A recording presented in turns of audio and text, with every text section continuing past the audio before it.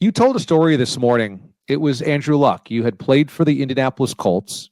He's a young quarterback, obviously the number one pick overall, and everybody thought so highly of him that it was like, we know he's going to be the number one pick. Suck for Luck. Get bad, tank, because you want to get that draft pick. You want to get Andrew Luck. And you said he wasn't one of the guys. He maybe there was some arrogance there, and he just didn't connect. And you had noticed that. And I wanted to dig into that because that's not what we think of with Andrew Luck. So what did you observe as we talk about young quarterbacks and kind of growing up in the fishbowl of the NFL?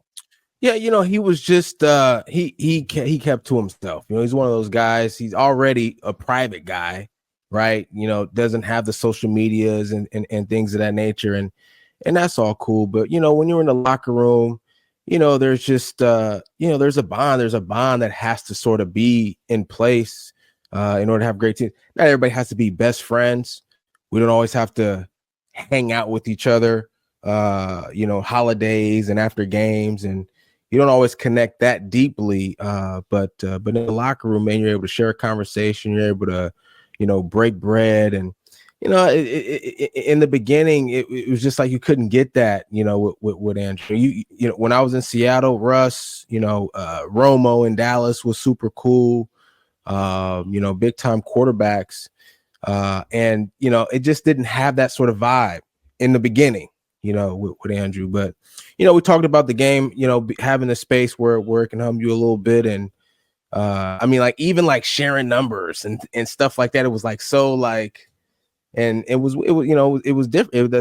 It was just weird because you don't normally get that in a locker room, even at quarterback. But, but everybody learns, man. Everybody evolves. We all strive to be the best that we can be. And sometimes you have to learn to be a leader. How many quarterbacks do we see that don't know how to lead in the beginning?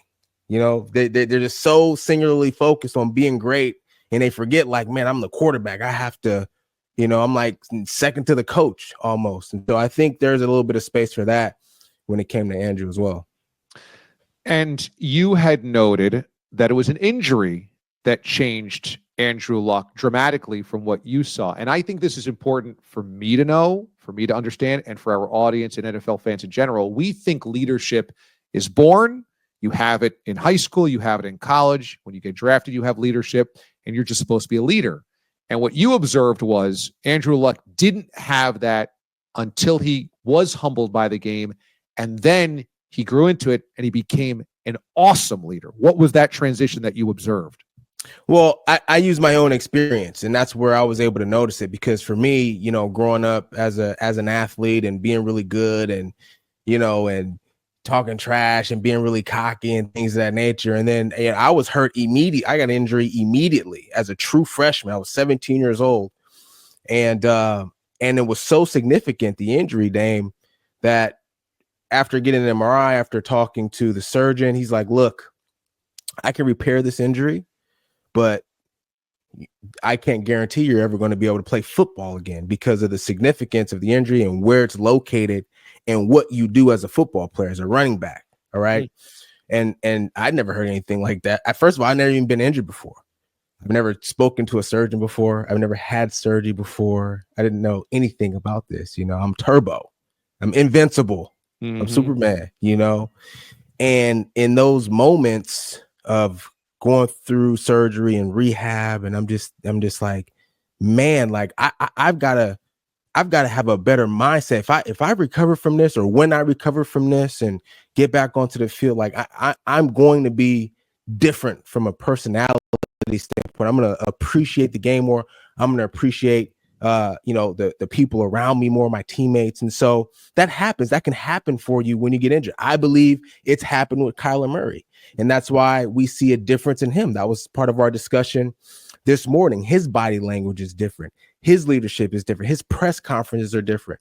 And I just believe that, in a sense, it did happen with Andrew. When the injury started sort of piling along, you realize, the guys that you can lean on most outside of, maybe your intermediate family, which is a different conversation then too, because that's not always available for us once we get to this level, because mindsets start to change with people around you. And so the people that you can really lean on that relate the most are the teammates, because we're all doing the same thing, and nobody can relate to us more than us.